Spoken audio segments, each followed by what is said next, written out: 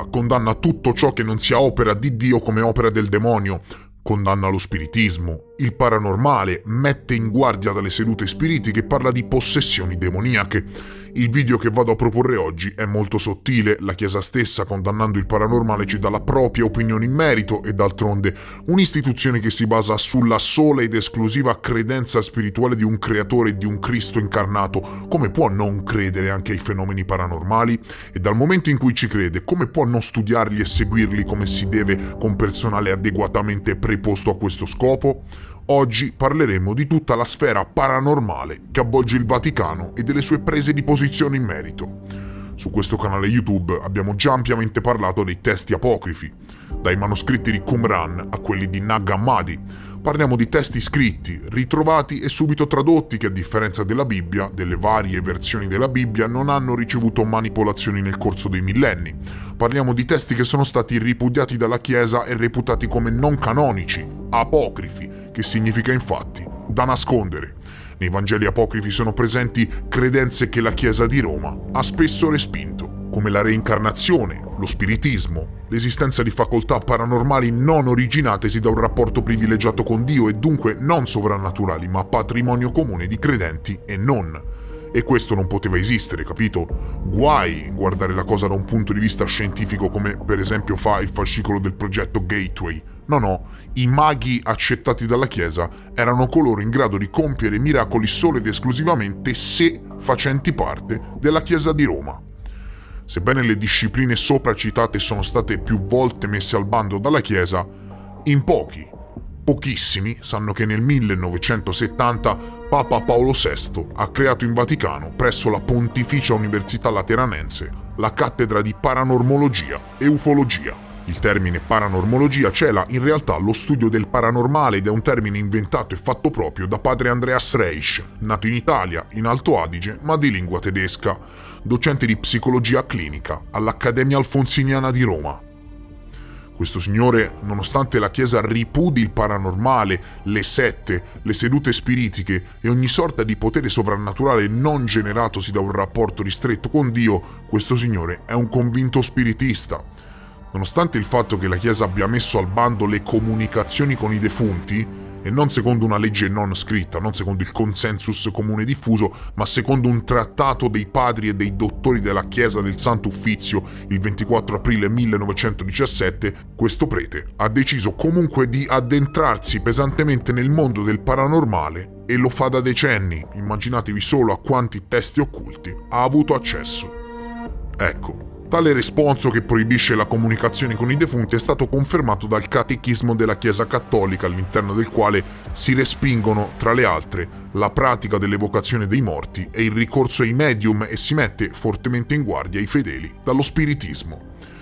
Vista però la diffusione di tali pratiche anche fra i cattolici, la Conferenza Episcopale della Toscana ha pubblicato nel 1994 una fortissima nota pastorale chiamata A proposito di magia e demonologia. E al punto 9 della nota pastorale si parla delle sedute spiritiche e parlando di chi le pratica si dice che in realtà essi inducono una forma di alienazione del presente e operano una mistificazione della fede nell'aldilà, generalmente con trucchi agendo di fatto come strumenti di forze del male che li usano spesso per fini distruttivi, orientati a confondere l'uomo e allontanarlo da Dio. Ma nonostante tutte queste premesse, leggi e mi raccomando, padre Reisch non sembra preoccuparsene dato che alle sedute spiritiche ha partecipato tranquillamente per anni, prima di dedicarsi dal 98 al 2005 allo studio dei fenomeni paranormali legati alle apparizioni mariane di Medjugorje, alle quali, precisiamolo, anche Papa Francesco si è detto molto scettico. Ma scendiamo nella tana del bianconiglio, approfondiamo l'ottica del Vaticano nei confronti di queste pratiche e vediamo che cosa ci dicono. Alla fine, chi meglio di loro, che studiano queste cose da 2000 anni, può dirci di che cosa si tratta? La peggiore e più grave espressione di divinazione è la necromanzia o spiritismo, ossia il ricorso agli spiriti dei morti per entrare in contatto con loro e svelare il futuro o qualche suo aspetto. Le sedute spiritiche appartengono a questo genere di magia. In tali sedute i partecipanti e i medium, edizione moderna degli antichi necromanti, si prodigano nell'invocazione delle anime dei defunti, ad esempio presunte registrazioni di voce dall'oltretomba. In realtà essi introducono una forma di alienazione del presente e operano una mistificazione della fede nell'aldilà, generalmente con trucchi, agendo di fatto come strumenti di forze del male che li usano spesso per fini distruttivi, orientati a confondere l'uomo e a allontanarlo da Dio. Interagiscono con questi differenti tipi di divinazione i molteplici gruppi esoterici e occultisti di antica origine o di recente nascita, dalla teosofia all'antroposofia fino alla New Age, che presumono di aprire una porta per far entrare nella conoscenza di verità nascoste ed acquisire poteri spirituali speciali. Simili gruppi generano un grande smarrimento nella mente della gente, specialmente dei giovani, e conducono a comportamenti quanto mai discutibili e gravi dal punto di vista cristiano. Né si può dimenticare quel grande movimento iniziatico magico che è la massoneria, almeno in alcuni suoi gruppi e forme deviate. Nella maggior parte dei casi si tratta di una riedizione di culti gnostici che ripropongono l'antica idea di magia come volontà di potenza indirizzata a mettere al proprio servizio le forze occulte, buone o cattive, che si ritiene agiscano nel mondo. Questi gruppi si presentano come vie di salvezza, di qui il loro carattere segreto, i rituali posti in atto e il ricorso alla figura di un leader dotato di poteri eccezionali, talvolta impiegando il nome stesso di Gesù Cristo o facendo ricorso a riti che vorrebbero essere sacramentali. Qui citano la massoneria, ma per esempio il cardinale Carlo Maria Martini era un rinomato massone, Bergoglio era il candidato di Carlo Maria Martini. La Chiesa stessa ripudia lo spiritismo e però Papa Paolo VI ha creato una cattedra di paranormologia e ufologia presso la Pontificia Università Lateranense. Nel senso, predicano bene e razzolano male, ma non siamo qui per questo, anzi, dal mio punto di vista è giusto studiare determinati fenomeni e visto che, come spiegato nell'episodio in cui parlavo dell'Archivio Vaticano, la Chiesa è in possesso dei libri di magia e occultismo più proibiti della storia, perché non approfondire la ricerca? Ebbene, lo hanno fatto. Questo corso non esiste più, ma lo hanno fatto all'Università Alfonsiniana.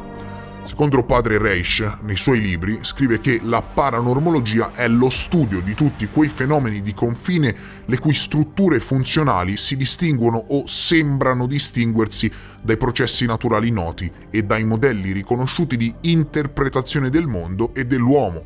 La paranormologia si occupa dunque di garantire l'autenticità dei fenomeni paranormali, ne descrive le modalità di manifestazione e cerca di individuare come essi eludano le leggi note e riconosciute allo scopo di mettere in luce leggi nuove.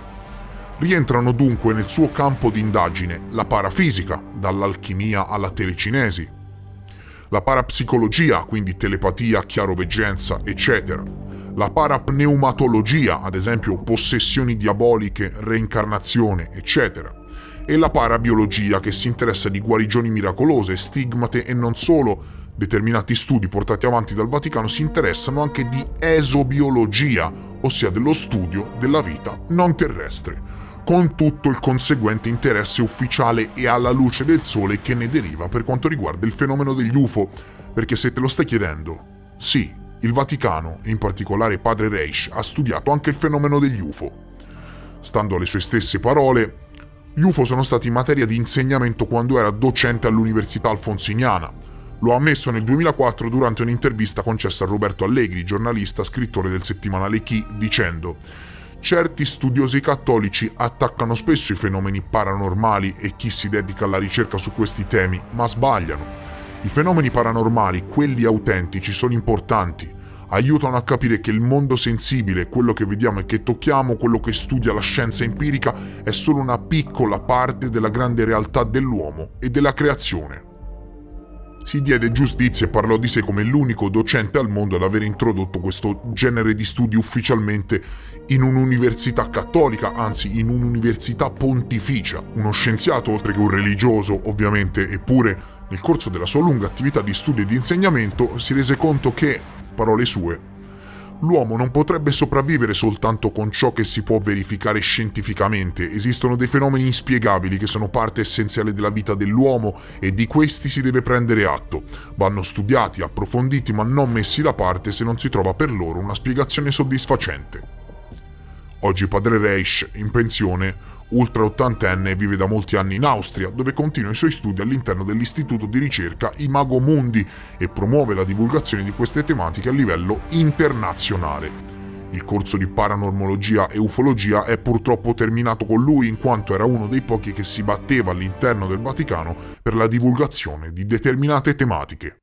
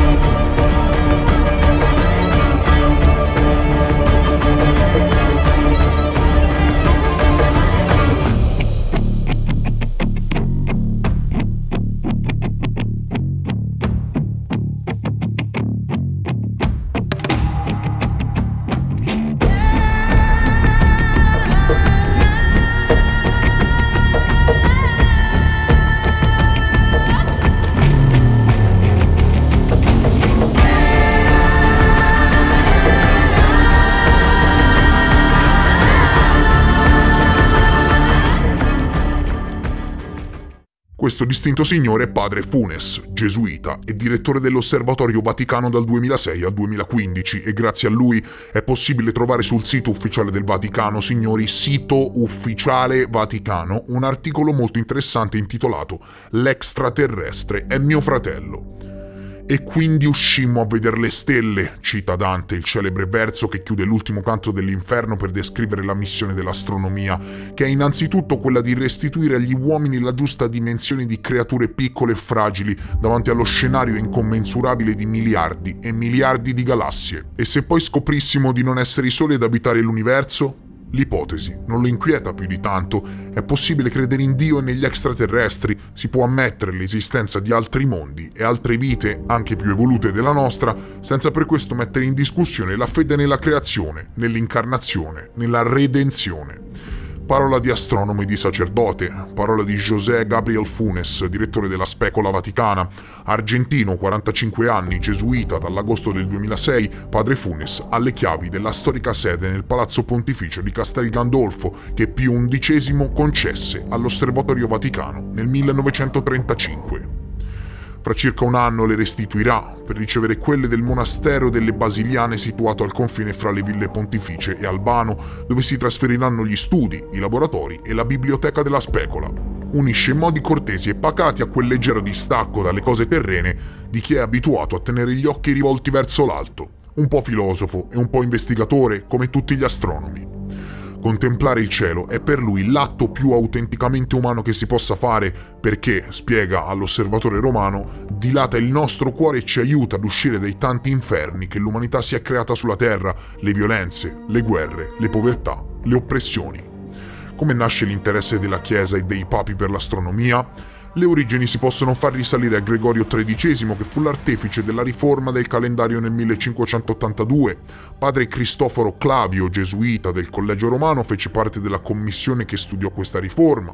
Tra 700 e 800 sorsero ben 3 osservatori per iniziativa dei pontefici. Poi, nel 1891, in un momento di conflitto fra il mondo della Chiesa e il mondo scientifico, Papa Leone XIII volle fondare, o meglio, rifondare, la Specola Vaticana.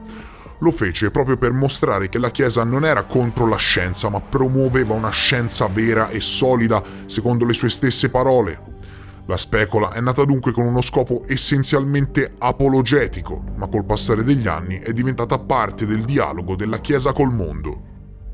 Questo articolo, signori, fu un punto cardine nell'avvicinare nuovamente scienza, ufologia e Chiesa, perché fece capire quanto il mondo cattolico non ripudiasse affatto l'idea di forme di vita extraterrestri, anzi, in tal senso ci sono stati preti ed esorcisti con la mente molto più aperta di svariati accademici, personalità molto alte in Vaticano che non solo non ripudiano l'idea di vita extraterrestre, ma che inoltre non escludono la possibilità che tali forme di vita ci abbiano e ci visitino tuttora. Non si può più negare tutto, ma si deve affermare che qualche cosa di vero c'è sui cosiddetti fenomeni di cui si interessa l'ufologia, eccetera. Quando ovviamente si parla di dischi volanti o altri nomi che vengono dati, è ovvio che l'argomento va subito, e va senz'altro, se si tratta di veri dischi volanti come si intendono nella ufologia, va subito a qualcuno che deve o guidarli dentro oppure anche a distanza, non so, certo con un progresso che ancora ci è ignoto. E ammesso questo, appunto, si può pensare che hanno una scienza superiore, hanno fatto maggiori progressi di noi. Anche la critica più severa oramai non può esaurire tutte le testimonianze che ci sono circa sia gli avvistamenti e circa i cosiddetti fenomeni contattisti. Monsignor Balducci, demonologo vaticano ed esorcista, è un altro che si è attivamente interessato di ufologia. Ha ricevuto interviste da ogni parte del mondo e ha partecipato a svariati simposi. Ecco, quelli presenti in questo video sono solo alcuni esempi che accomunano il mondo della Chiesa con il paranormale. Per quanto nel XVI secolo chi professava poteri extrasensoriali rischiava il rogo, per sottolineare l'ipocrisia vi basti pensare che durante l'Inquisizione la Chiesa cattolica assunse i benandanti, ancor prima di perseguitare anche loro e reputarli stregoni. Dovete sapere che in Friuli sono noti alcuni pagani che praticavano riti occulti mescolati alla ritualità cristiana durante il 1500. Una sorta di stregoni in grado di uscire dal corpo per combattere in astrale le streghe, le adepte del demonio. Ecco, per un certo periodo questi signori furono al servizio dello Stato Pontificio. Questa piccola parentesi per farvi capire che in realtà la correlazione fra Chiesa e paranormale è molto antica. Che si tratti di paranormale o ufologia è possibile argomentare copiosamente in merito al rapporto fra il mondo cattolico e questo tipo di pratiche, e se sei interessato a saperne di più, se vuoi che anche in futuro mi interessi di più al mondo del paranormale, lascia like adesso al video e dimostrami il tuo supporto in modo gratuito.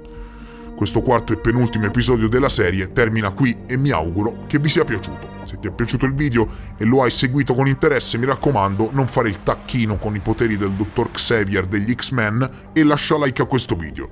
Io vi voglio bene, vi ringrazio per essere stati con me e noi ci vediamo presto, molto presto, nel prossimo episodio. Adieu!